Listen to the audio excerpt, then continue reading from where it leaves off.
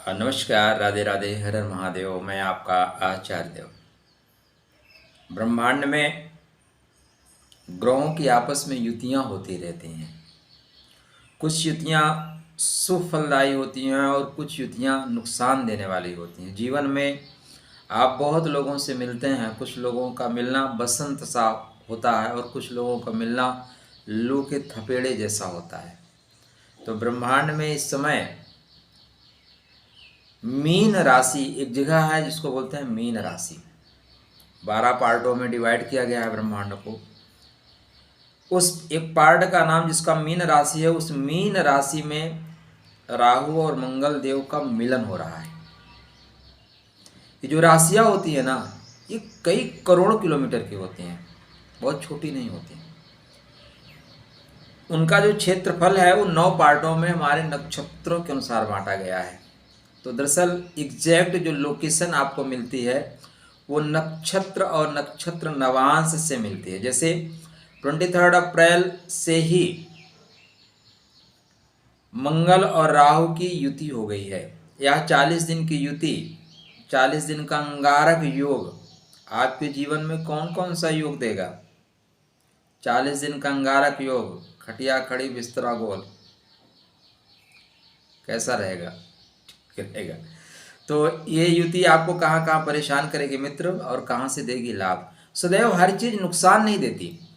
कभी कभी चोरों से दोस्ती भी फायदा दे जाती है। कभी कभी बदमाश टाइप लोगों से भी अगर आप दोस्ती रखते हैं ना, तो कभी उनका एक फ़ोन आवश्यकता पे काम पड़ जाता है। ठीक, तो इसलिए यह युति सदैव नुकसान देगी, इसको दिमाग से निकाल दीजिए। लेकिन है तो आग और हवा का खेल है। आग जल रही है, उसमें हवा लगा दीजिए तो आग भभक उठेगी। अंगारक,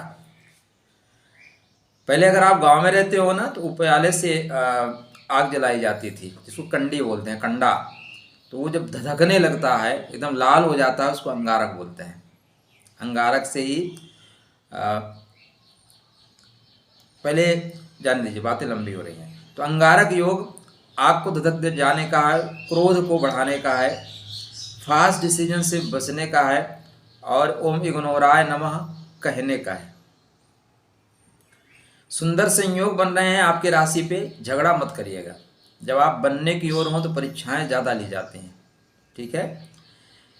यह युति 3 नक्षत्रों के आधार पे आप देखेंगे तो 23 तारीख से ही इसका असर पड़ना शुरू हो जाएगा। मतलब लू के थपेड़े चलने शुरू हो गए हैं, तो हो सकता है आप दूर हैं, लेकिन उसका असर आपके माहौल पे भी पड़ेगा। रेवती नक्षत्र में राहु महाराज चल रहे हैं, और रेवती के आसपास जैसे मंगल ये देव जाएंगे, यह प्रभाव ज़्यादा हो जाएगा। यह प्रभाव कितना आपके ऊपर पड़ेगा?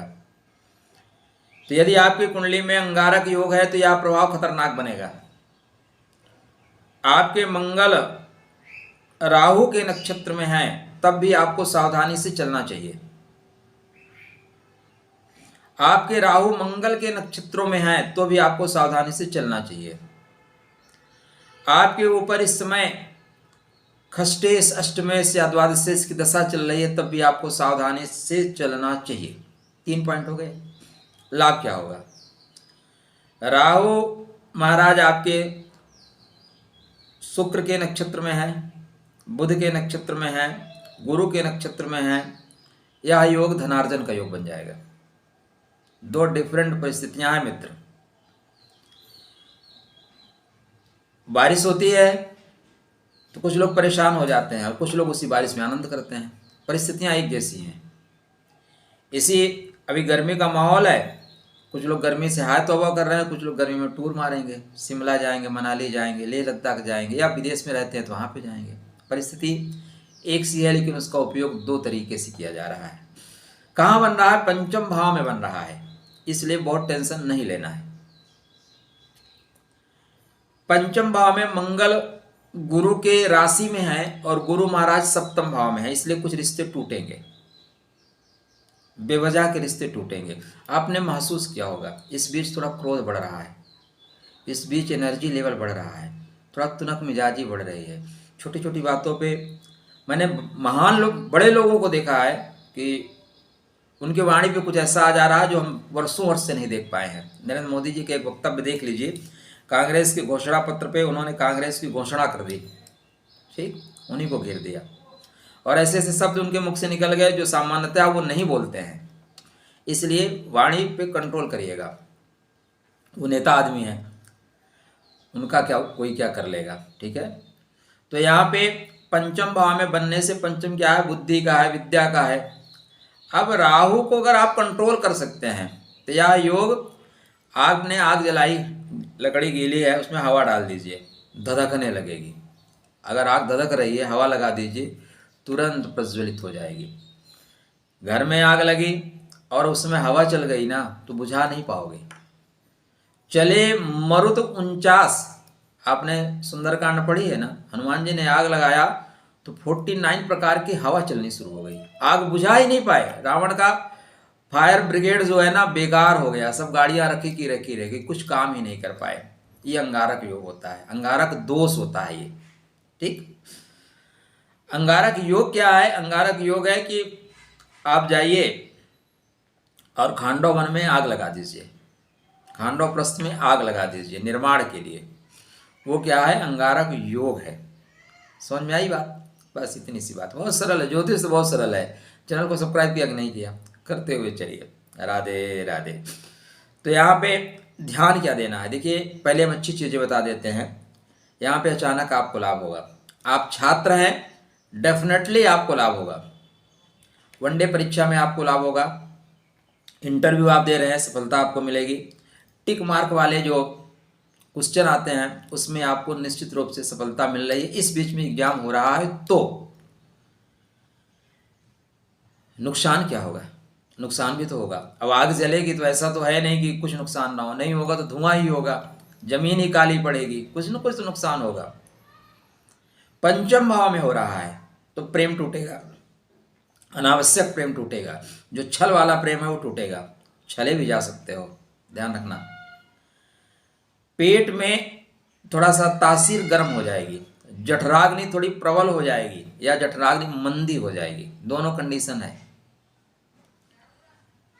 संतान विरोध कर सकती है। अगर आप बड़े हैं और इस समय संतान आपकी बड़ी 18-20 साल की है तो संतान को बाप के रोल से मत बताना। बाप क्या होता है? जूता उठाए और बता दे कि बेटा मैं बाप हूँ, वो बाप है। तो आपका जब संतान 12-15 साल का हो जाए तो बाप मत बनिए, अभिभावक बनिए, ठीक है। अभी माहौल परिवर्तित हो गया है, आप डांट दोगे तो दूसरा पड़ोसी जो है गलत उसको सिखा देगा, इसलिए ध्यान से लेके चलिए। बच्चा आपका है दोस्त, गलती करा तो कोई बात नहीं। यहाँ पे संतान विरोध में जाएगी क्योंकि छठवें का स्वामी पंचम भाव में है और संतान का जो स्वामी है वो कृतिका नक्षत्र में है, कार्तिकेय के नक्षत्र में है। तो संतान आपसे अलग रहने की जिद कर सकते। अगर आप डांटोगे, बोलेगे पापा हम आपके साथ रहेंगे नहीं, जाओ, नहीं रहेंगे, हम नमक रोटी खा लेंगे लेकिन आपकी डांट नहीं खाएंगे। आपकी वो करोड़ों की संपदा छोड़ देगा, बोलेगा हम जाके स्टेशन पे यार भीख मांग लेंगे लेकिन आपकी गाली नहीं खाएंगे। आजकल की संतान में बड़ी तुनक मिजाजी है। तो यहाँ पे सामंजस्य बना के चलेगा। संतान की कुंडली चेक करके रखिएगा। अगर उसकी कुंडली में कुछ योग अच्छे नहीं चल रहे हैं तो आपका यह अंगारक योग उसको दुर्घटना भी दे सकता है। इस समय अग्नि से रिलेटेड वर्क से दूर रहे। अगर आपका अभ्यास नहीं है आग का काम करने का, उससे दूर रहे।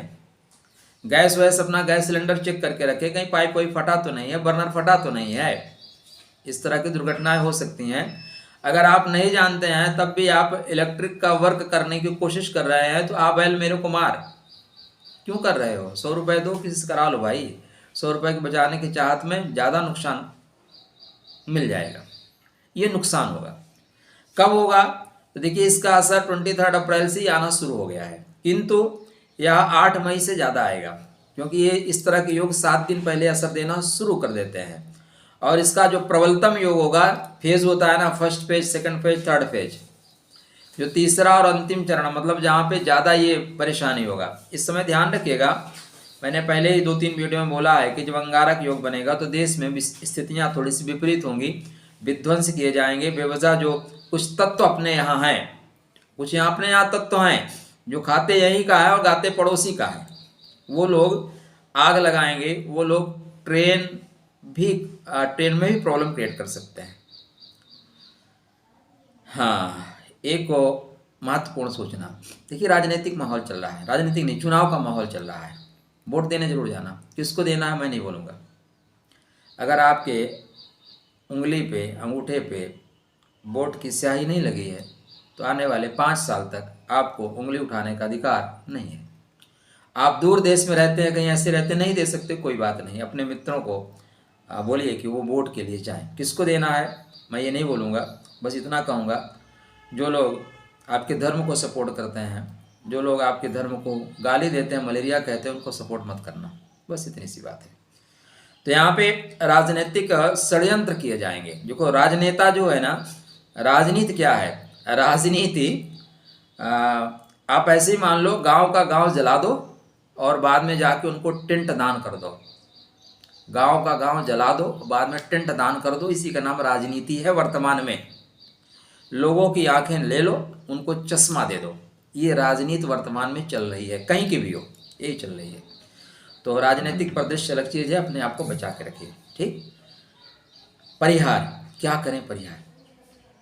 परिहार के तौर पे आप राहु को एनर्जी कम करिए। मतलब आग जो जल रही है उसमें हवा तो दीजिए, लेकिन हवा इतना मत दीजिए कि आउट ऑफ कंट्रोल हो जाए। लकड़ी गीली है, थोड़ा सा हवा दे दीजिए, आग भभक जाएगी। लेकिन कंटिन्यू फैन लगा के चलोगे तो आग इतनी भभकेगी कि कमरे में आप बैठ नहीं पाओगे। तो राहु को कंट्रोल करके रखिए। कैसे कंट्रोल करेंगे? दुर्गा जी के मंत्रों का जाप करते रहिए, राहु की चीज़ों का दान करते रहिए। अपराजिता का फूल लीजिए, अपने ऊपर से 7 बार एंटी क्लॉकवाइज ओम ब्रह्म ब्रीम ब्रह्म सा रावे नमः का उतार दीजिए। नहीं मिलता अपराजिता का फूल, नील आता है ना, नील को लीजिए।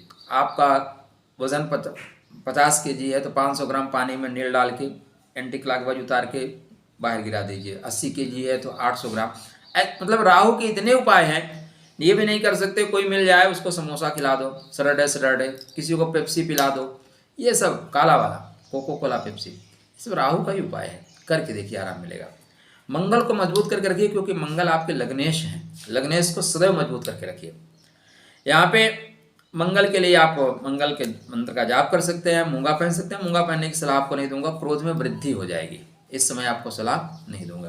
तो कमन सुकार्य कठिन जग माही, जो नहीं होए तात तुम पाही। मंगल के मंत्र का जाप करना आपके लिए श्रेष्ठ परिणाम दे के जाएगा। गुरु कृतिका में जा रहे हैं, भगवान कृष्ण के पास कुछ फूल अर्पित करते चलिए। संतान विद्रोहात्मक नहीं होगी।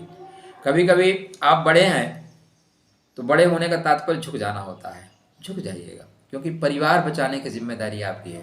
कुछ रिश्ते बेवजह टूटेंगे, ध्यान अवश्य रखिएगा। चलिए, खुश रहिए, स्वस्थ रहिए, मुस्कुराते रहिए, राधे राधे करते रहिए।